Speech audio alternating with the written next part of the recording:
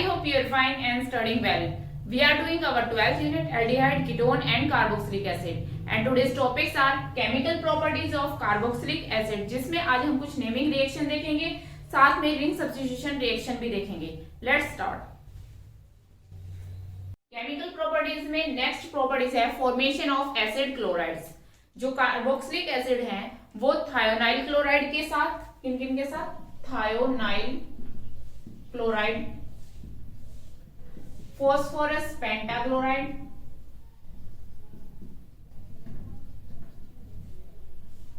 और phosphorus trichloride, इन तीनों के साथ ही रिएक्ट करता है और क्या बनाता है, एसिड क्लोराइड. एसिड क्लोराइड, ठीक है. कौन, कार्बोक्सिलिक एसिड. कार्बोक्सिलिक एसिड किसके साथ रिएक्ट करेगा, इनके साथ, इसके साथ रिएक्ट करे, चाहे थायोनाइल क्लोराइड के साथ या फॉस्फोरस पेंटाक्लोराइड या फॉस्फोरस ट्राइक्लोराइड, तीनों के साथ रिएक्ट करके एसिड क्लोराइड ही बनाता है. चलो रिएक्शन देखते हैं. जैसे कि CH3C double bond OH, carboxylic acid ले लिया. थायोनाइल, थायो का मतलब होता है सल्फर से रिलेटेड, ठीक है. Thionyl chloride SOCl2, this is thionyl chloride. इसके साथ रिएक्शन करेगा तो देखो यहां से Cl और यहां से इसको OH को रिप्लेस करेगा और Cl यहां आ जाएगा.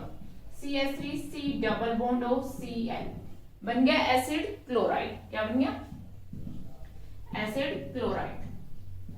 उसके अलावा क्या निकल गया, यहां से ऑक्सीजन, यहां पर SO, तो SO2 गैस इजीली निकल जाती है. यहां से हाइड्रोजन और एक HCl आपका निकल जाएगा, ठीक है. इसे क्लियर. तो इस तरह से एसिड क्लोराइड की फॉर्मेशन होती है रिएक्शन विद थायोनाइल क्लोराइड और कार्बोक्सिलिक एसिड, ठीक है. इसी प्रकार CH3C double bond acid chloride की रिएक्शन करेंगे फॉस्फोरस पेंटाक्लोराइड, ठीक है, PCl5, फॉस्फोरस पेंटाक्लोराइड.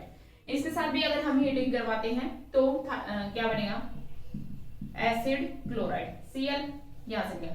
अब एक बात मैंने आपको पहले भी बताई है कि जहां भी PCl5 आ जाए एक रिएजेंट और यहां पर अगर कोई भी ऐसा रिएजेंट हो जिसमें ऑक्सीजन अवेलेबल हो तो क्या बनता है, बताओ भाई. ये रिएक्शन मैंने आपको पहले भी बताई है, हेलोजन एल्काइल हैलाइड वाले चैप्टर में बताई है, ठीक है. उसके बाद अल्कोहल फिनोल वाले चैप्टर में भी हमने ये वाली रिएक्शन की थी PCl5 की, ठीक है. सब में मैंने वो चीज बताई है, याद रहनी चाहिए आपको कि यहाँ PCl5 और यहाँ एक ऑक्सीजन प्रेजेंट हो तो POCl3 जरूर बनता है, ठीक है. अब देखो बाकी क्या बच गया, यहाँ से हाइड्रोजन और यहाँ से क्लोरीन HCl बन गया, ठीक है. तो इस तरह फॉस्फोरस पेंटाक्लोराइड के साथ रिएक्ट करके भी क्या बनाएंगे, ये एसिड क्लोराइड. इसी तरह अगर हम इसकी रिएक्शन करवाते हैं फॉस्फोरस ट्राइक्लोराइड यानी PCl3 के साथ, ठीक है. PCl3 के साथ जब भी रिएक्शन होती है तो H3PO4 बनता है अगर यहाँ पर हाइड्रोजन या ऑक्सीजन अवेलेबल हो तो, ठीक है. ये बात भी कॉमन है, उन रिएक्शंस में भी हमने यहाँ पर कर ली थी. ये एसिड क्लोराइड बन गया और यहाँ पर H3PO3 फॉस्फोरस एसिड, ठीक है, ये बन जाएगा. तो तीनों की केस में एसिड क्लोराइड जनरेट होगा, चाहे वो SOCl2 से करवा दो, PCl5 या PCl3 के साथ. बस साइड रिएक्शन का ध्यान रखना, ये हमेशा आता है. PCl5 और यहाँ ऑक्सीजन हाइड्रोजन अवेलेबल हो तो POCl3 बनता ही बनता है. PCl3 हो, यहाँ ऑक्सीजन हाइड्रोजन अवेलेबल हो, H3PO3 बनता है, ठीक है. नेक्स्ट है फॉर्मेशन ऑफ अमाइड. अमाइड आपको पता है CONH2, this group is amide group, ठीक है. तो कार्बोक्सिलिक एसिड किसके साथ रिएक्ट करेंगे, रिएक्ट विद अमोनिया और क्या बनाते हैं, एसिड अमाइड बनाते हैं. देखो पहले ये क्या बनाते हैं, एक साल्ट बनाते हैं बीच में, CH3COOH, कार्बोक्सिलिक एसिड अमोनिया के साथ रिएक्ट करेगा तो यहाँ पर अमोनियम साल्ट बन जाता है CH3C डबल बॉन्ड O, यहाँ पर नेगेटिव, NH4 पॉजिटिव, ठीक है. इस तरह का अमोनियम साल्ट बन जाता है. इसकी हम हीटिंग करवाते हैं तो क्या बन जाएगा, अमाइड बन जाता है NH2। वाटर निकल जाएगा यहां से, 2 हाइड्रोजन और ये ऑक्सीजन, वाटर रिमूव हो जाता है और अमाइड बनेगा, एसिड अमाइड। क्लियर? तो इस तरह से आप नेमिंग कर लेंगे। अब यहाँ पर फंक्शनल ग्रुप क्या होगा, अमाइड होगा, तो 2 है इथेनामाइड, इथेन इथेन, और दोनों को एक साथ जोड़ेंगे, इथेन 1 अमाइड लिख दो, या इथेनामाइड आप कोलेक्टिवली लिख सकते हो, इथेनामाइड, ये आपको पता ही है, इथेनोइक एसिड। नेमिंग जरूर करनी है, ठीक है, ध्यान रखना इन चीजों का। इसी तरह ये एरोमेटिक जो है कार्बोक्सिलिक एसिड के साथ भी रिएक्शन करते हैं इस तरह से। ये इंपॉर्टेंट रिएक्शन है, आगे भी यूज होगी। देखो अमोनिया के साथ इसकी रिएक्शन करेंगे तो 2 कार्बोक्सिलिक एसिड मॉलिक्यूल्स हैं, 2 अमोनिया ले लिए, इसी तरह अमोनियम साल्ट बन जाएगा, जैसे हमने पिछली रिएक्शन में किया, COONH4, ठीक है, NH3, ये हाइड्रोजन चला गया, CO नेगेटिव, यहाँ पर NH4 पॉजिटिव। इसी तरह यहाँ पर भी इसको ऐसे भी लिख सकते हो आप, O नेगेटिव NH4 पॉजिटिव, ठीक है, ये बन जाएगा। अब क्या होगा, यहाँ पर फर्दर जब हीटिंग करेंगे तो वही है, वाटर निकल जाएगा, 2 हाइड्रोजन यहाँ से, ऑक्सीजन यहाँ से निकल जाएगा, तो क्या बच गया भाई, यहाँ पर C डबल बॉन्ड O था, ये ऑक्सीजन गया, NH2 बच गया, C double bond O NH2, यहाँ के 2 हाइड्रोजन और ये ऑक्सीजन निकल जाता है, 2 वाटर के मॉलिक्यूल्स निकल गए, ठीक है, इस तरह से अमाइड बन जाएगा। अब फर्दर इसकी हीटिंग होती है तो क्या होता है, यहां से NH2 और यहां से हाइड्रोजन, अमोनिया निकल जाता है, क्या निकल जाता है, अमोनिया, NH3, तो क्या बच गया, C डबल बॉन्ड O, यहाँ पे C डबल बॉन्ड O, यहाँ पर क्या बच गया, NH, और ये आपस में जुड़ जाता है इस तरह से, NH, ठीक है, इसको बोलते हैं थैलामाइड।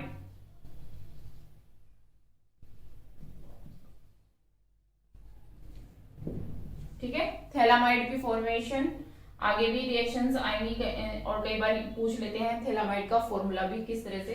तो इस तरह से कार्बोक्सिलिक एसिड से हम थैलामाइड जनरेट कर सकते हैं, ठीक है, पहले अमोनियम साल्ट ही बनेगा, फिर वाटर हीटिंग करते हैं तो वाटर निकल जाता है, उसके बाद फर्दर हीटिंग इस तरह से 2 अमोनियम जो है एमीन ग्रुप एक साथ आ जाते हैं तो अमोनिया इजीली निकल जाता है, जैसे OH ग्रुप आते हैं तो वाटर निकाल देते हैं, इसी तरह NH2 ग्रुप आ जाते हैं तो हम अमोनिया निकाल देते हैं, इजीली निकल जाता है और इस तरह से आपका थैलामाइड बन जाएगा। Is it clear?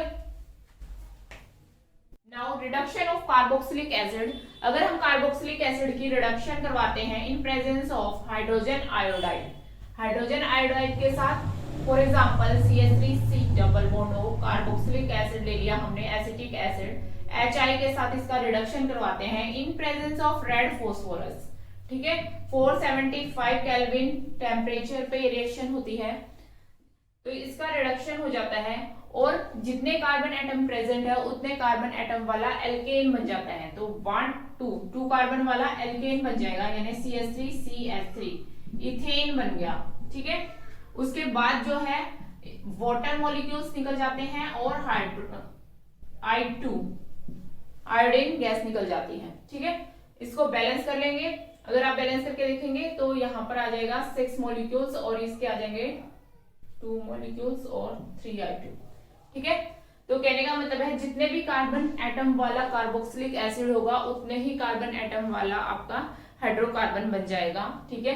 अगर यहाँ पे मिथाइल वाला होता, 1 कार्बन का होता तो वहां मिथेन बन जाता। प्रोपेन अगर जनरेट करना है तो 3 कार्बन का आप कार्बोक्सिलिक एसिड ले सकते हैं, तो इस तरह रिडक्शन करवा सकते हैं। इसी तरह अगर हम इसका रिडक्शन करवाते हैं कार्बोक्सिलिक एसिड का reduction in presence of lithium aluminium hydride LiAlH4, पहले भी यूज करते हैं हम, ठीक है। इस तरह के ये ध्यान रखना, ये रिड्यूसिंग एजेंट कौन से होते हैं, ऑक्सीडाइजिंग एजेंट कौन से होते हैं, ठीक है।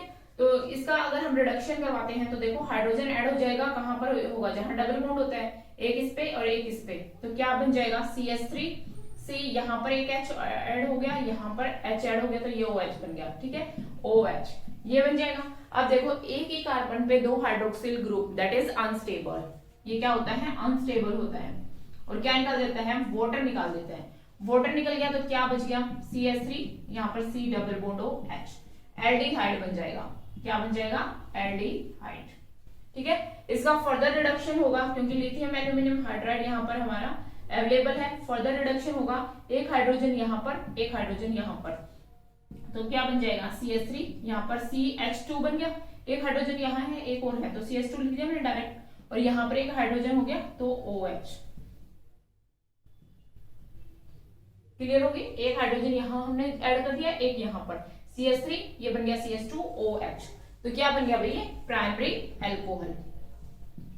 It's mean carboxylic acid on reduction gives primary alcohol through aldehyde. Aldehyde group बीच में बनेगा, यहाँ पर पहले एल्डिहाइड बनेगा, फिर फर्दर रिडक्शन होगा और प्राइमरी एल्कोहल जनरेट हो जाएगा। इस तरह हम कार्बोक्सिलिक एसिड का रिडक्शन करवा देंगे। नेक्स्ट है डीकार्बोक्सिलेशन। डीकार्बोक्सिलेशन क्या होता है, डी मतलब रिमूवल, कार्बोक्सिल जो है ग्रुप का रिमूवल होना। ठीक है, अब जो साल्ट होते हैं जैसे कि RC double bond ONA, carboxylic acid के साल्ट है, like sodium salt of carboxylic acid. इसकी रिएक्शन करवाते हैं सोडा लाइम। सोडा लाइम होता है NaOH एंड CaO, इनका मिक्सचर होता है soda lime. This is soda lime, NaOH and CaO। इसको प्लस साइन ऐसे करके भी लिख सकते हो आप, या हम इस तरह भी लिख सकते हैं। ठीक है, इसकी रिएक्शन करवाई जाते हैं, हीटिंग करवाएंगे एट 630 केल्विन टेम्परेचर पे। ठीक है, तो एक कार्बन कम वाला एल्केन जनरेट होगा। ठीक है, 11 में भी आपने रिएक्शन की थी, एल्केन की फॉर्मेशन करते हैं वहां पर मेथड ऑफ प्रिपरेशन में। तो एक कार्बन कम वाला, यानी कि ये R ग्रुप बच गया तो R के साथ H, ये वाला एल्केन बन जाएगा। ठीक है, बाकी आपका Na2CO3 निकल जाएगा, सोडियम कार्बोनेट, और क्या निकल जाएगा, एल्केन बन जाएगा। ठीक है, तो यहां पर हमको एग्जांपल लेके कर लेते हैं, जैसे कि CH3C double bond ONA, sodium acetate है ना, इसकी रिएक्शन करवाते हैं सोडा लाइम के साथ एट 630 केल्विन टेम्परेचर। तो क्या होगा, एक कार्बन कम, ये वाला कार्बन हमने कम करना है, ये चीज हमने रिमूव करनी है ना, तो ये बच गया CH3, तो CH3 के साथ हाइड्रोजन आ जाएगा तो मीथेन बन जाएगा, methane plus sodium carbonate Na2CO3। Is it clear? तो इस तरह से एल्केन की फॉर्मेशन होगी। नेक्स्ट है हर्ट्ज-डिकर रिएक्शन। ये रिएक्शन हम आपने पहले भी की है, कौन से चैप्टर में की है, एल्काइल हैलाइड में, वहां हमने मेथड ऑफ प्रिपरेशन में की है, आपको याद हो। तो silver salt of carboxylic acid लेते हैं हम, वो एरोमेटिक भी हो सकते हैं और एलिफेटिक भी। एरोमेटिक ले लेते हैं हम silver salt of carboxylic acid,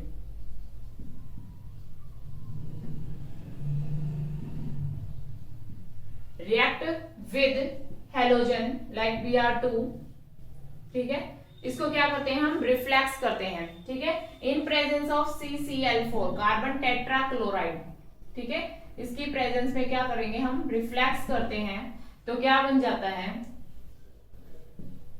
जो भी आपके R चेन होगी उसके ऊपर आपका हेलोजन अटैच हो जाएगा जो आपने लिया है, और वो वाला एल्काइल या एराइल हैलाइड बन जाता है। तो ये बन गया आपका ब्रोमोबेंजीन, ब्रोमोबेंजीन। ठीक है, उसके साथ AgBr निकल जाएगा, AgBr, यहां से क्या निकल जाएगी, CO2। ठीक है, ये रिएक्शन हम कर चुके हैं, इसीलिए मैं इसीलिए R चेन आप यहां पर CH3COOAG भी ले सकते हैं। तो इसके कोरेस्पॉन्डिंग अगर हम रिएक्शन करवाएंगे, मान लो CaCl4 रिफ्लेक्स, तो क्या बन जाएगा, ये कार्बन चेन है तो इसके वाला CH3 और इसके साथ अटैच हो जाएगा Br। ठीक है, मिथाइल ब्रोमाइड बन जाएगा, और साइड प्रोडक्ट तो वही रहेंगे AgBr एंड CO2। ठीक है, इस तरह से silver salt of carboxylic acid से हम क्या बनाएंगे, एल्काइल या aryl halide. Next very very important reaction है हेल्महोल्ट्ज-जेलेंस्की रिएक्शन। इसमें क्या होता है, जो कार्बोक्सिलिक एसिड है उनकी रिएक्शन करवाई जाती है क्लोरीन या ब्रोमीन के साथ। किसके साथ, क्लोरीन और ब्रोमीन, कोई भी ले सकते हैं, के साथ इसकी ट्रीटमेंट करवाई जाती है in presence of red phosphorus. तो क्या बन जाता है, जो अल्फा पोजीशन होती है कार्बोक्सिलिक एसिड की, वहां पर हेलोजन अटैच हो जाता है, हेलोजन का अटैचमेंट एट अल्फा पोजीशन, यानी कि अल्फा हेलो एसिड बन जाएंगे। क्या बनेंगे? Alpha hello acid. देखते हैं कैसे बनते हैं अभी। CH3 C double bond OH carboxylic acid ले लिया। किसके साथ रिएक्शन करवाते हैं हम? क्लोरीन के साथ करवा लेते हैं। चलो, रेड फास्फोरस के साथ इसकी रिएक्शन हीटिंग करवाएंगे तो इसकी अल्फा पोजीशन आपको क्लियर है कि ये जो आपका कार्बोक्सिलिक ग्रुप है उसका नेक्स्ट जो भी कार्बन प्रेजेंट है वो क्या होती है? उसकी अल्फा पोजीशन होती है। तो इस पोजीशन पे क्या हो जाएगा? हेलोजन अटैच हो जाएगा। तो CH2 यहाँ पर Cl लिया है तो Cl अटैच हो जाएगा, C डबल बॉन्ड OH। ठीक है, इस तरह से हाइड्रोजन यहाँ से रिमूव होगा, यहाँ से क्लोरीन, तो HCl निकल जाएगा और अल्फा पोजीशन पे हेलोजन ग्रुप अटैच हो जाएगा। Is it clear? तो यहाँ पे ये रिएक्शन जो है वाटर में इसका सॉल्यूशन बनाया जाता है, वाटर की प्रेजेंस रहेगी। अब इसकी नेमिंग आप कर सकते हैं इजीली। नंबरिंग तो यहां से शुरू होगी 1 2 2 पे क्या है? क्लोरो, 2 क्लोरो, ठीक है, इथ है, एन है, ओइक एसिड, 1 ओइक एसिड लिख दो, या इथेनोइक एसिड आप डायरेक्ट भी लिख सकते हैं, या आप लिख सकते हैं अल्फा क्लोरो, क्योंकि ये अल्फा पोजीशन है, अल्फा क्लोरो इथेनोइक एसिड। क्या बोल सकते हैं हम इसको? Alpha chloro ethanoic acid. क्योंकि कॉमनली हम इसको कुछ भी लिख सकते हैं, इसके कॉमन नेम में यूज कर सकते हैं, लेकिन आईपेक नेमिंग स्पेशल पूछी जाए तो हम इस तरह से नेमिंग करते हैं। ठीक है, तो इज इट क्लियर? ये आपका इथेनोइक एसिड था। इसका कॉमन नेम बताओ भाई, बहुत बार बता दिया है, एसिटिक एसिड। बार बार मैं इसीलिए बता रही हूँ, याद हो जाएंगे। ठीक है, तो ये है हेल्महोल्ट्ज-जेलेंस्की रिएक्शन, जिसमें क्या होता है? अल्फा जो पोजीशन है उस पे ही कार्बोक्सिलिक जो हेलोजन है वो अटैच होगा। ठीक है, अल्फा पोजीशन का आप ध्यान रखना। ठीक है, कोई भी रिएक्शन आपको दे दी जाएगी, मान लो